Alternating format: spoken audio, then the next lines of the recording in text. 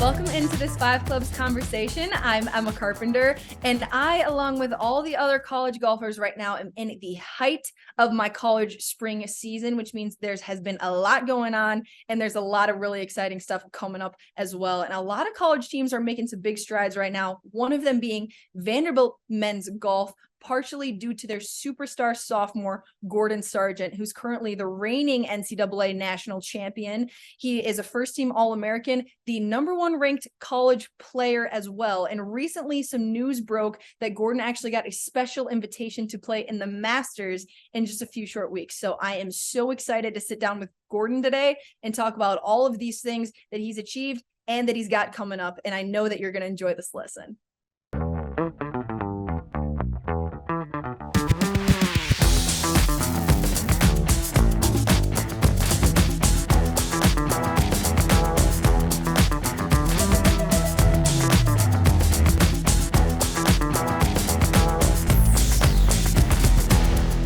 And with that, I welcome in Gordon Sargent. Gordon, thank you so much for joining me today. Thanks for having me. Looking forward to it. Yeah, so we were just chatting a little bit before we started here. You just got back from Augusta. I was also in Augusta. We got hit with some pretty heavy rain this weekend, but so you're back in Nashville for a couple of days here before leaving for Georgia. You were in Cabo before you were in Augusta. Do you get some time to kind of relax in Nashville before leaving again? So we had a couple of days after Cabo before I went to Augusta, and then obviously we've got a couple of days. I think we're leaving Friday for Georgia, like you said. But yeah, it's kind of starting our busy season now. Once I think we got three more events in the regular season, and then it's postseason time. So we're all kind of just looking forward to the postseason. So just keeping our head down and making sure we do that schoolwork too. Right. Yeah. Can't forget about the student part, right? For sure. I know it all too well. Totally. I was just complaining to you about some travel issues, but do you take some time off like in those days between events? Yeah, I took a couple days off after Cabo just because we had played 3 weeks in a row, or like 3 weeks or three tournaments kind of in like a 5-week span. So took a little time off then, and then obviously like you said, went to Augusta. But yeah, I think taking a little bit of time off is necessary. We all kind of decompress a little bit, but yeah, looking forward to getting back into it next week. Sweet. Yeah. What do you do on a day off? You just like chill? Yeah. I wish I could say I didn't have to do schoolwork, but usually a little bit of that, and then just kind of hanging out. Maybe go to I think we're going to go to the Vanderbilt basketball game later. So kind of just nice. stuff like that. So cool. Yeah. Support all the other sports. For sure. I love it. Awesome. So Gordon, your team is on quite a heater this spring already. Like I said, you just got back from Cabo off a team win. You guys are 3 for 3 in wins so far this spring, and you also picked up an individual win yourself. You won by 7 at Sawgrass Country Club in January. This is your 4th college win, but you know, everybody's been talking about you lately, especially in the last 3 months. Like we just mentioned, you just got back from Augusta because you're playing a practice round because you're going to play in the Masters at Augusta National in just a few weeks. And we're going to get to all that. We're going to talk about that, of course. But before you very quickly became this superstar that you are today, you were just a kiddo playing junior golf in Birmingham, Alabama. So when did you first pick up the game of golf? Yeah, I've pretty much played my whole life. My dad started playing a lot of golf in college, and then has played a little bit of mid-am golf. So yeah, there are pictures of me on the golf course like before I was even 1 year old, just kind of hanging out with him. So I played my whole life, played basketball and baseball as well as golf growing up. And then after 6th grade, kind of just focused mainly on golf. So ever since then, it's kind of been putting your head down and everything towards golf to hopefully play professional. Yeah, so you played basketball, you played baseball, you're in 6th grade, so you're like 11 years old and you decide that you want to, fully pursue golf. Why was it? Why did you know that golf was going to be your destiny, or just maybe what you wanted to do? I don't know exactly what it was. I think I just enjoyed kind of being on the course, and obviously it's an individual sport and there's some team times like high school golf, college golf, and some events that was in professional golf, but I kind of like the aspect of having some individual like work effort, and just kind of seeing that. I feel like I saw that I got the most better like in those years at golf. So that was just kind of rewarding and made me want to keep getting better. What do you think it is about golf that feels different than other sports for you? Oh gosh. I think it's like what we see in college golf is that in like in other college sports, you see that there's a team atmosphere and pretty much everything relies on the team. And obviously in college golf, like you're looking at the team results. But it's also like you're having to rely on others, but then there's your aspect of what you have to bring in. So I think just kind of seeing the many different aspects of golf, like team versus individual, is kind of cool. Just because there's not many other sports that are like that. So how would you say that, playing for a college team has been different than playing for a high school team? I feel like in high school we had a really good group of guys, and my freshman year, all five of us on the team actually played Division I golf now. So we were obviously pretty competitive and stuff, but like we also kind of kept it lighthearted, and obviously weren't practicing together every single day and stuff. So the transition to college it wasn't too difficult just because I'd been around some players like that and kind of feel like I had some good advice. But just seeing that each and every day you're with the same guys and you're relying on them for your futures, I think something that makes college golf different, but also makes it really enjoyable. All five of you went to go play D1? Yeah, we did. That's crazy. You guys were really, really, really good in high school. It's no wonder why. Oh my gosh, that is insane. So like you said, your dad got you going in the game. I know your brother plays too. So what do you think it is about growing up in Birmingham, Alabama, playing with your dad, playing with your brother, that you think just started you on the path that you're on today? Just the golf scene that you were that you were around. Yeah, I think just going on to the course with my family, like ever since I've been young, and there are a lot of professional guys in Birmingham that play professional golf. So I kind of just looked up to them and wanted to be like them. And I just kind of followed them a little bit, took some advice from them, and just kind of learned and kind of almost mimicked what they were doing. And I kind of saw results in getting better. So that was kind of motivating to know that it definitely was paying off a little bit. So I feel like that's kind of what propelled me to want to keep getting better and get to the point where I am now. Who was like the ultimate person that you were really trying to emulate, that you really I don't know if there's anyone, especially from like Birmingham, but like obviously growing up and like seeing like Tiger and like early Masters memories of like seeing Spieth win, and really he's not like too much older than us, was pretty motivating. So stuff like that, and then like Smiley Kaufman and Trey Mullinax, a couple other guys in Birmingham, just kind of taking advice from them has been really important too. So by the end of your junior golf career, you were the number one ranked player in Alabama, and you were the number two ranked player in your entire class. So as for college recruiting goes, like I said, obviously you're from Birmingham, so I'm sure everyone was going Roll Tide, everyone's going Auburn, and you committed to play for Vanderbilt at the end of your freshman year of high school. So when did you start looking at colleges? Well, yeah, so I think right after I committed was the new rule about, I guess you had to become a junior in college or a junior in high school to be able to start like doing the recruiting. So I'd already done like most of the process. Um, so at that point, like I'd visited probably 10 schools. And I kind of, once I visited Vanderbilt, and I kind of knew it was the spot for me, just having grown up with, I know Patrick Martin really well, who was a few years before me at Vanderbilt, and then just kind of having the connection with the guys. So once I kind of stepped foot there and knew what I wanted to do, I feel like it was a no brainer for me.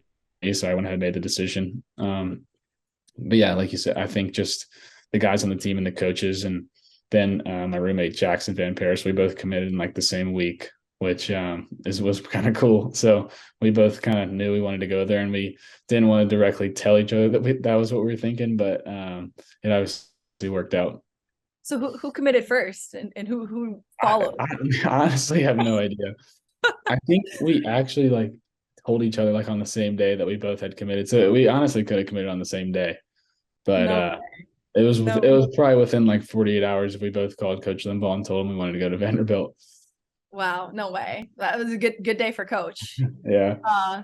It's funny you mentioned that rule change, that NCAA rule change, because I was the last class, at least like because I'm a couple years older than you, but it didn't affect me either. Like I had committed just before that rule changed as well. Yeah, And that it like just kind of switched up the recruiting process a little bit, like for the sure. official visits, unofficial visits, stuff like that. Cause I was showing up to schools like knocking on doors uninvited and coaches. Yeah, we had a couple interesting incidences where like I remember my roommate Jackson, like I think Coach Sunball accidentally called him one time and Jackson called him back, whatever, and then like had to like report with the school and they couldn't talk to each other for like a month or something. But Yeah, because it's like they couldn't talk to you, but you could talk to them. yeah, something weird like that. Yeah. And now an unofficial visit doesn't even like exist anymore. It's Yeah, only I it's like you just visit it by yourself and stuff like that. So I right. I kind of had to deal with that, but it was also like during COVID was like my official visit and all that stuff. So it was a little messed up, but we're here now. That's a bummer. Good thing, yeah, it's better for you now. It got better by your freshman year. Yeah. So you mentioned that once you kind of got on campus was when you decided that you wanted to play. Do you remember that? Like, was there a definitive moment when you're like, "Wow, this is the spot for me"? I think just like being around. I remember I went to breakfast with the coaches and like a couple of the guys showed up, and like I just kind of saw like how they acted and stuff, and it was kind of different than what I'd seen in other schools. Just like how polite they were and stuff like that. And my parents were really impressed with that as well. So they kind of obviously pushed me towards Vanderbilt. And yeah, I think just the guys on the team was the main thing it came down to, of who I wanted to hang out with and who I wanted to ultimately be vying for a national championship with. So you are currently a sophomore. You've only played, about a year and a half, little over a year and a half at Vanderbilt, and you've already improved so greatly. So even with having been such a top ranked junior player, what do you think that you've learned while being at Vanderbilt that you could not have gotten at any other school that's helped you get so much better? Um, I feel like the main thing, like I said, with the guys on the team is that we just like hold each other accountable. And like I remember like fall of my freshman year, it's like you kind of came in and our team, like I obviously knew the guys on the team, but we weren't as close as like we are now. So just kind of like playing golf and then obviously them kind of like showing you how to really do it. And they've had the experience and stuff. So I think just kind of it's tough. Like as a freshman, you think you know it all, but you obviously don't really know anything. So and they're not afraid to kind of like sit you down and like tell you what you need, what they need to really tell you and what you need to hear. So I think the guys on the team and the coaches have done a good job of that and not like letting anyone get like above the standards on us or like you're too good to be told what to do. So I feel like just the like ability to have like serious talks with each other is something that I've really valued at Vanderbilt, and we all kind of see that helps us improve. That's really cool. Yeah. So a lot of discipline, it sounds like, but also just making it about that it is, a team sport in college. It still is, even though it's individual, it's also a team sport.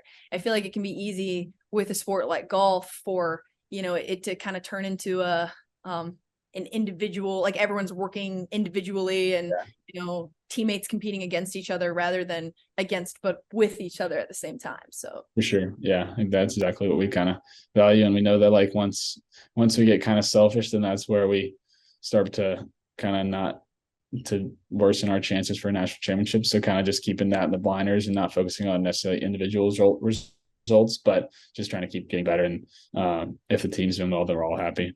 fast forward to today now. You've got 4 college wins, individual college wins under your belt, including the NCAA national championship that you won as a freshman. So like we have talked about, like we briefly touched on, you just got back from Augusta. You're heading there in a couple weeks. I see now, I didn't even notice before, you're wearing an Augusta National Golf Yeah. Club hat. That is really cool. I got a ball marker as a tee gift. Okay. Of that exact logo. That's sweet. That's a really sweet hat. But so this is such a big deal, and I can't even imagine how much you've probably been talking about it. But this is the first time in 23 years that an amateur has gotten a special invitation to play in the Masters, and you were just chilling at home in January when you got the call. That is insane. So I know that you're sitting at home, you got the call, you saw on the caller ID, it's Augusta National, and you gotta tell the rest of the story from there. Yeah. It's actually funny. I met Mr. Sturba, the guy who called me like a couple of days ago. But yeah, so I was like sitting at home on, I think it was like the Monday after New Year's, like January 2nd, somewhere around first or second. And like I just get a random call, and like I don't obviously don't recognize the phone number, but yeah, it says Augusta National in the caller ID. So I just answered, and I just casually say like hello, and then Mr. Sturba goes into like this speech, kind of just like telling me like what's going on, and so I'm just like super caught off guard.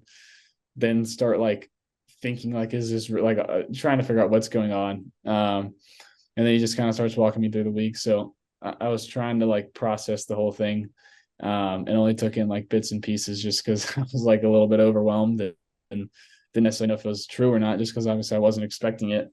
But then yeah, it was actually funny. He like so I talked to him, just like trying to process it all. Went out to the golf course that afternoon, and then he texts me and he's like, "I forgot to ask you, like, assuming you're accepting the invitation."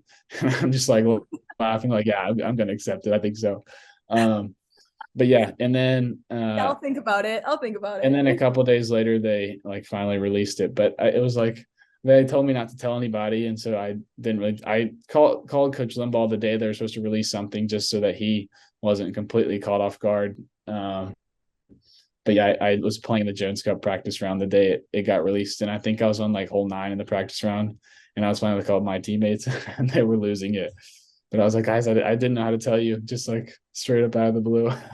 Oh my, so your own teammates had no idea and they're playing with you. Yeah, They it was weird. So we were all staying in a house together, and like the night before, like a Masters commercial comes on. Like I know that I'm like I've got an invitation. They're talking about like how cool, like they're so excited to watch it. your This face is turning bright yeah, red. You're I'm just just like, laughing over there. But yeah, it was pretty cool. no way. Do you remember what's like the first thing that he said to you on the phone that she was just He said we wanted to extend you a special invitation on behalf of Chairman Ridley. So like that's the first thing I remember. And then then he started kind of talking about like the week and like the process and stuff, and that just flew like straight over my head. I was like, I don't know what, but yeah, I just once he said that, I was trying like it just my mind started spinning as to like what was actually going on.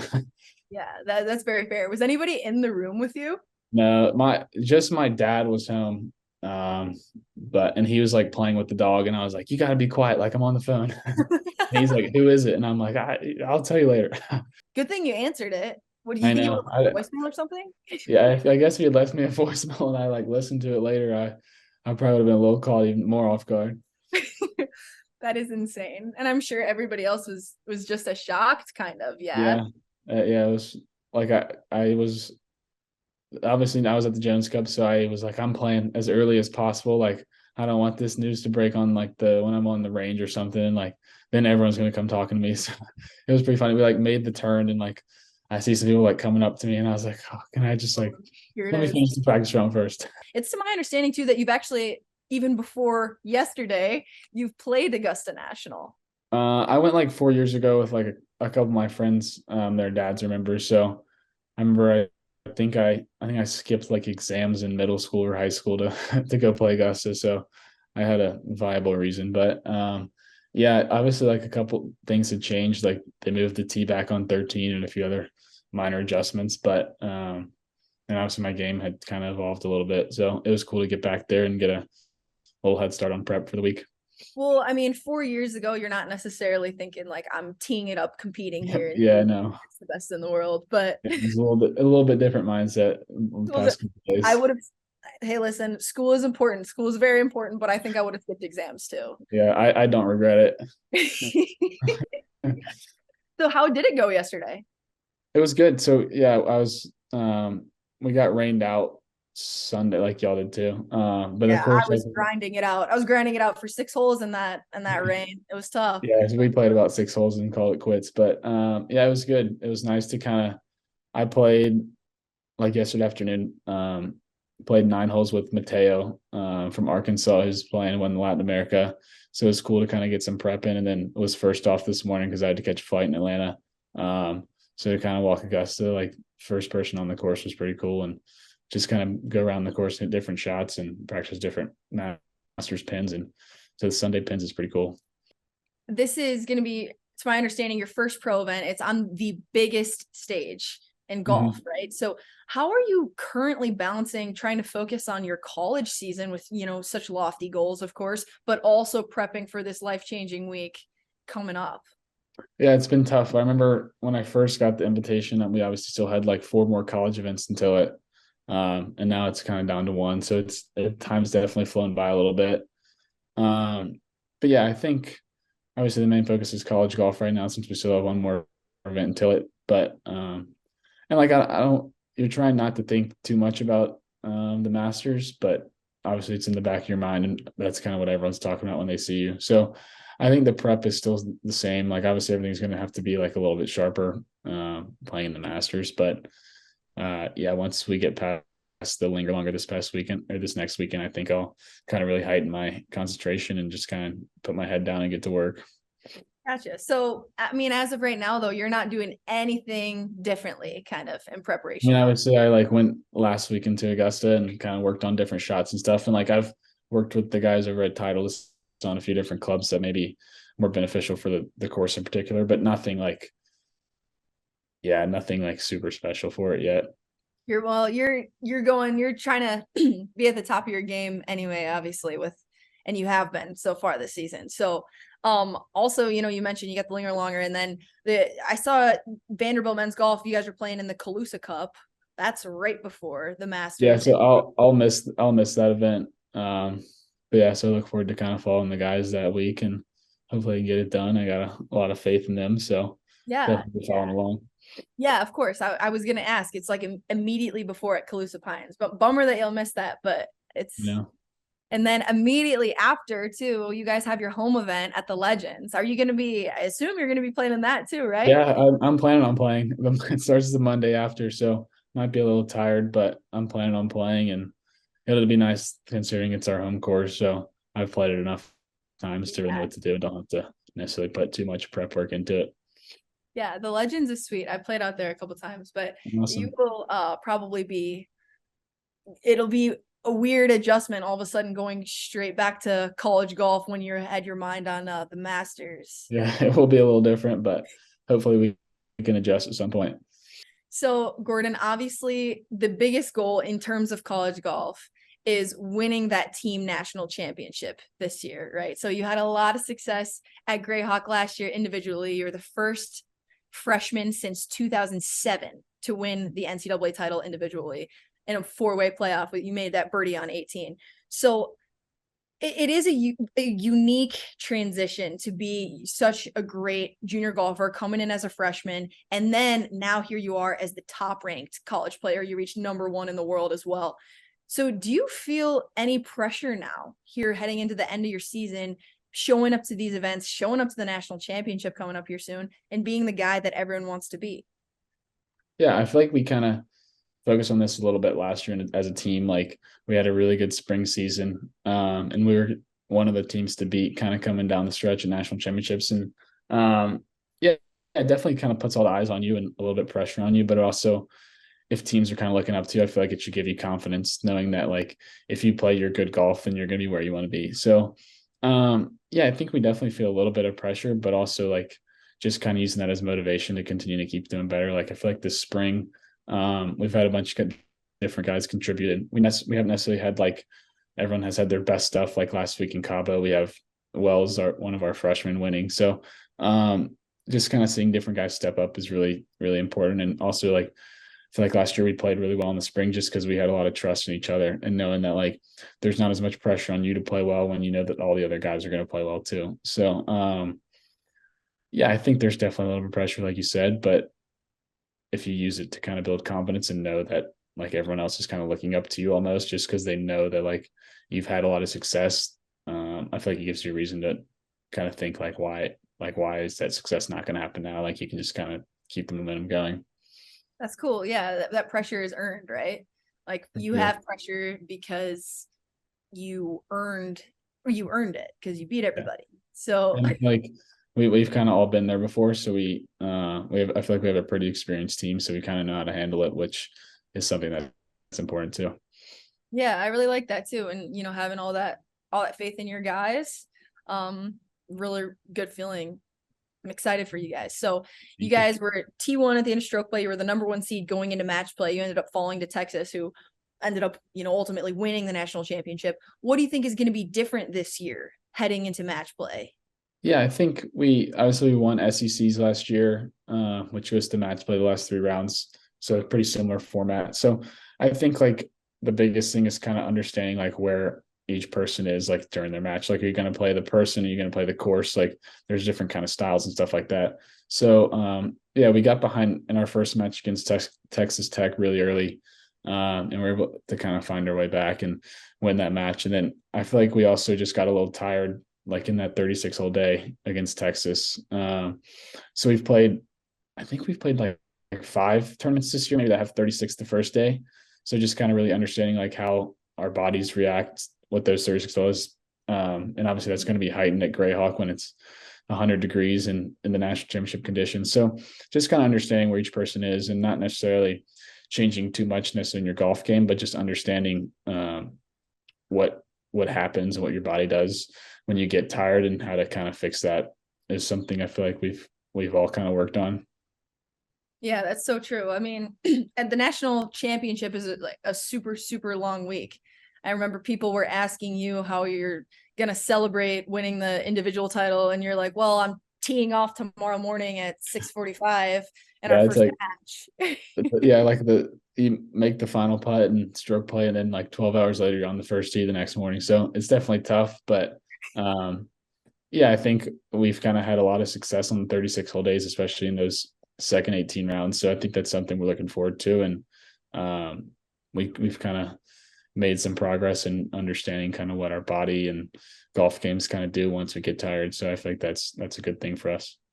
So what would you say that is for you personally, when you get tired, when you're on a 36 hole day? What are you noticing about yourself? What adjustments are you making when your body starts to get tired? Yeah, I mean, I think the main thing is probably like eating properly, and then also just like when we're at home, kind of valuing recovery and sleep, and just getting your body like primed for the week and not kind of tiring yourself out. And that's where I feel like taking off days has been really important for us. Coach kind of gives us days that like we have to take off, which I think has been good. Like, you can always just try and keep playing, which is not a bad thing, but at some point you're gonna get tired. So I think our main tendencies are just kind of getting like, if it's a 36 hole day, there's no point to get negative early because then it just kind of transitions over. But also like I feel like we've had success this year just because we finished kind of that first round strong and then just kept the momentum going to that second 18. So I think that's something we'll find important, and just finding positives from the morning going into the afternoon. How much are you warming up on the range that morning? Like, knowing that you got 36 holes ahead, hopefully have 36 holes ahead after winning the stroke play. Like, there's no way you're beating a million balls. I think the first tee time last year was like 6:45 was like the first tee time. So it's like at some point you're just like, you've played a lot of golf that week and you just kind of know what your feels are. So last year we went to like, I think we got back to the hotel after stroke play at like, I want to say like 8:30 or something, and we're actually up at like 4:30 the next morning. So it was a quick turnaround.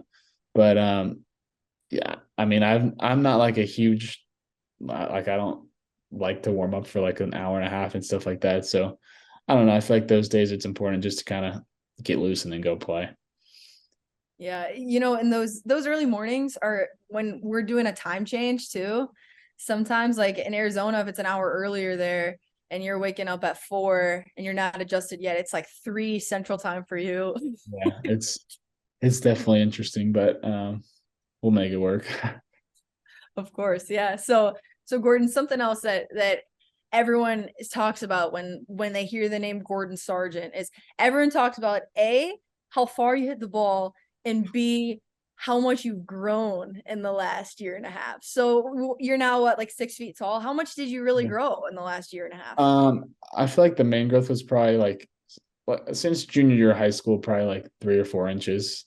Um, but yeah, I feel like just kind of, I don't know, just like it's been more maturing. I feel like since I've gotten to college and just kind of understanding like obviously you've grown, but like growing as a golfer too has been super important. Just kind of understanding really how to play the golf courses and stuff is like something that like Wells, our freshman this year. Some like it's not like his like talent level or skill levels kind of changed, but he's just really matured over the last like kind of off season and had a really successful spring so far. So I think that's the main thing we've seen with our freshmen. Yeah, well, I'll tell you what, Gordon, the fact that I said how much you've grown and you're thinking like, oh yeah, I've grown as a person, and I was like, oh, I was talking about your height. That's a sign of maturity. Um, so now, like you said, you've grown a few inches height wise. Did you get a lot more distance too? Has that been really helpful for you?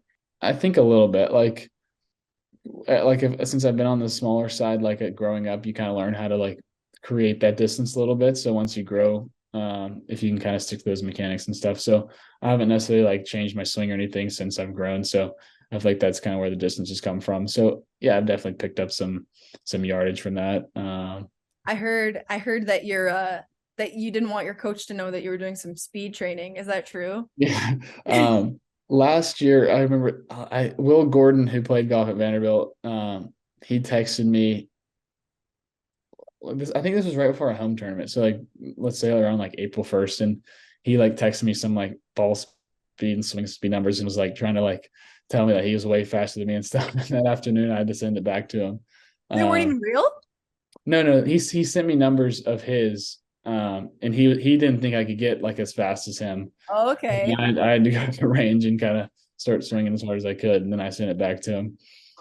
No way. So why didn't you want your coach to know? You just got to keep the ball in play and No, it was more just like he's like he didn't want me out there swinging as hard as I can for like 50 balls, but I had to send it back to him.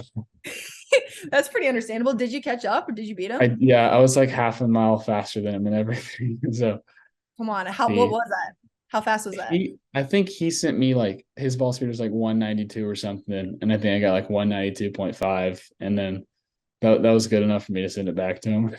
I heard that you got up to 196 even. Is Yeah, that I got right after the Jones Cup, I got 196. So that's my fastest. I haven't really like done too much like speed training, go as hard as I can right now, or coach might get mad at me. But yeah, it's been obviously not swinging that fast on the course, but nice to kind of have that extra year.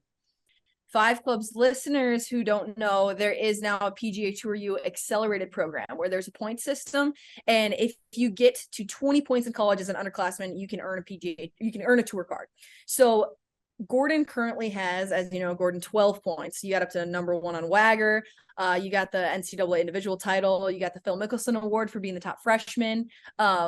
You got a point for playing in the Palmer Cup, a point for playing in the World Am Team Championship, and you got potential to earn more points at the Masters for playing, for making the cut, all this. You could get points if you win the Haskins, Nicholas Hogan Awards. There's like all this potential for you to earn to easily kind of get to 20 points by the end of this year. And yet you've still said that you are definitely going to stay at Vanderbilt another year. So why is that? Well, I think one thing that's really cool about that is that you can like you don't necessarily lose like the 20 points. So basically, like if you hit the 20 points, say I hit the 20 points tomorrow, you could like you don't lose the 20 points. So I could save that till after I graduate, and then just have a PGA Tour card waiting for you. So like obviously that'd be like amazing, just like playing college golf and knowing you have a PGA Tour card waiting for you, is something really cool. And also like I just can't see myself traveling and playing professional golf right now. I've kind of enjoyed my time at college and definitely want to come back for next year and hopefully be looking for back-to-back national championships, but we'll see. It's clear that you love college golf. I love college golf. That's why we're sitting here talking about it today. You want to keep playing. Do you think you'll play that fourth year as well? I'm planning on right now. Yeah. So obviously plans change a little bit, but yeah, that's what I'm planning on right now too. Okay. So, with all that being said, what would you say is your absolute favorite thing about college golf?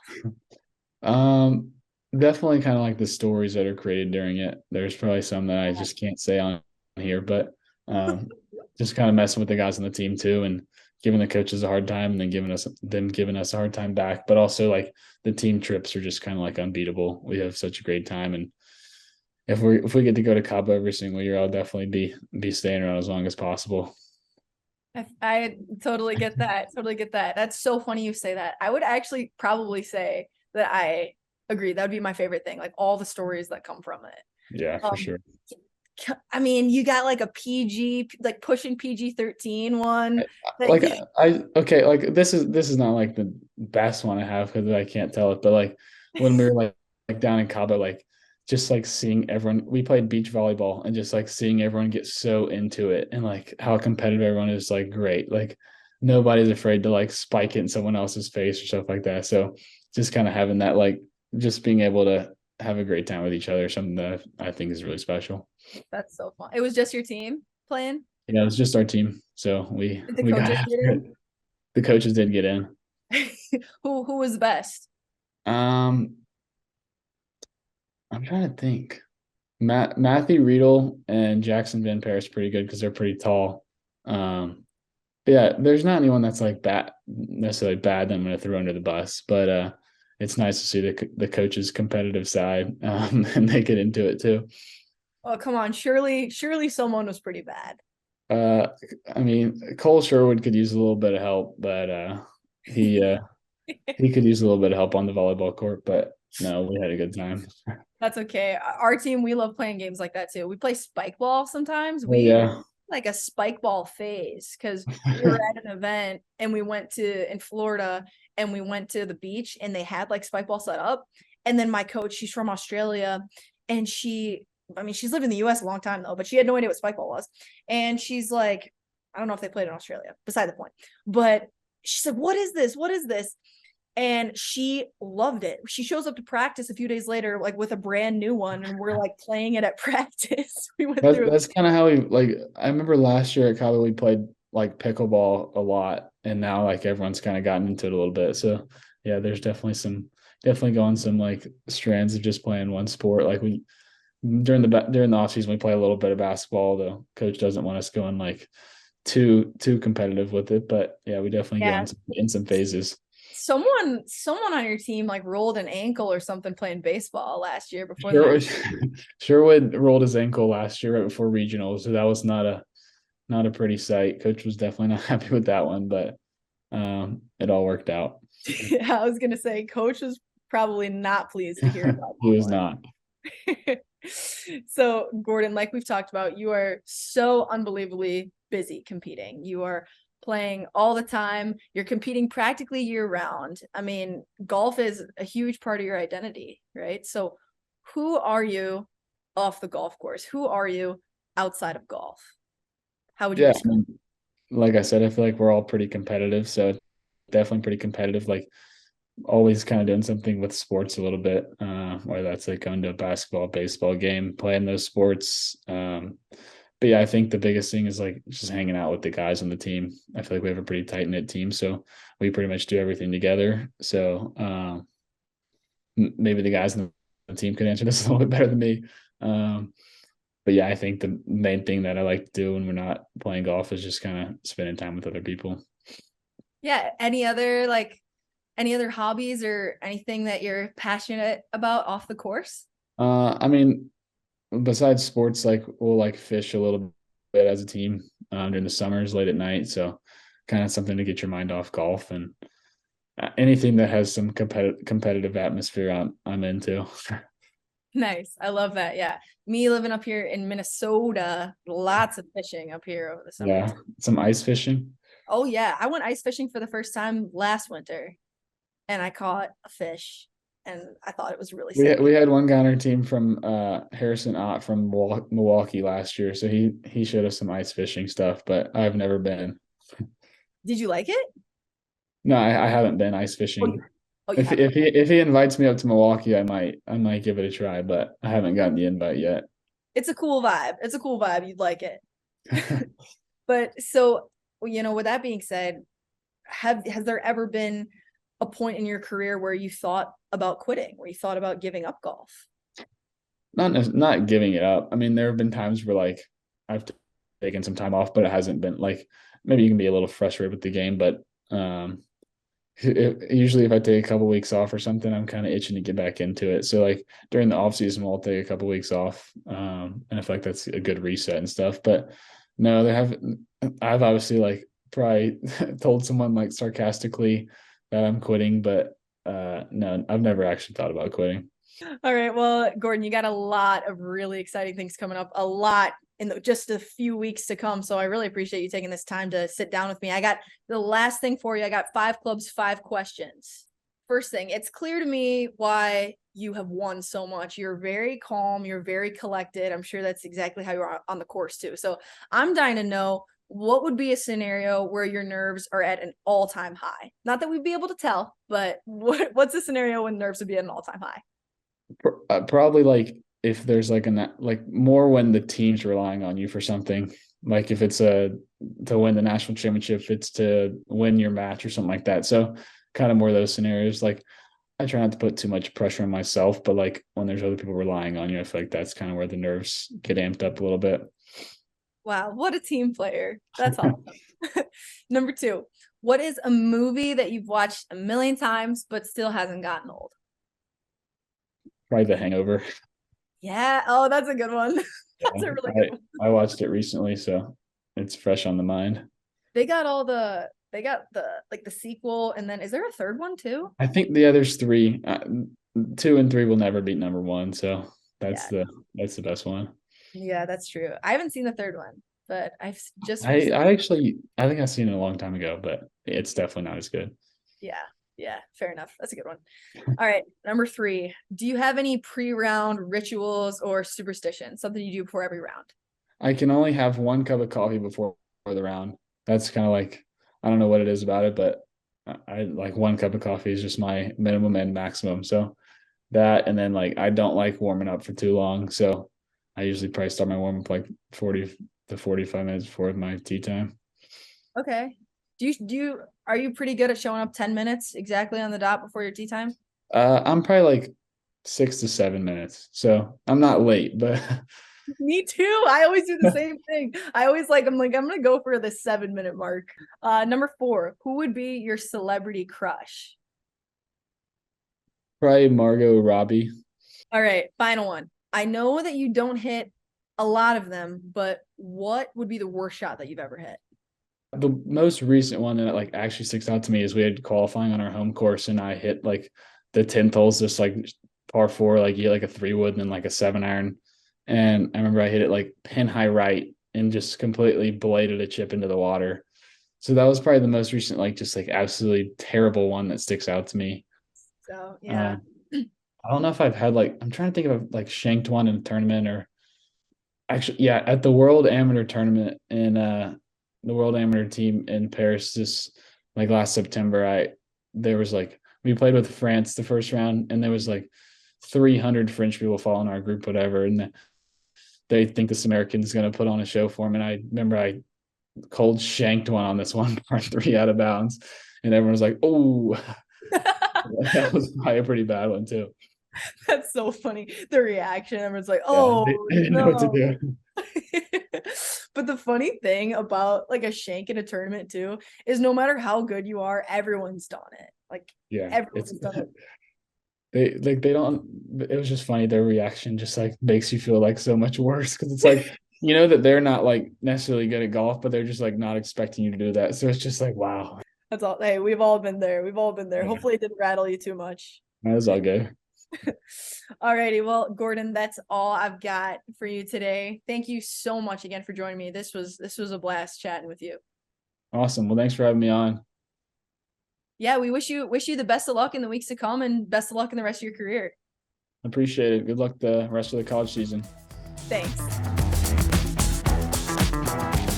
Thank you so much, Vanderbilt sophomore Gordon Sargent, for joining me today on 5 Clubs and filling me in on everything that he's got going on and coming up. So we really look forward to watching him tee it up at Augusta National in the Masters in just a couple of weeks. We wish him the best of luck in his future career. So thank you, 5 Clubs listeners, for tuning in today, and I will see you next time on 5 Clubs.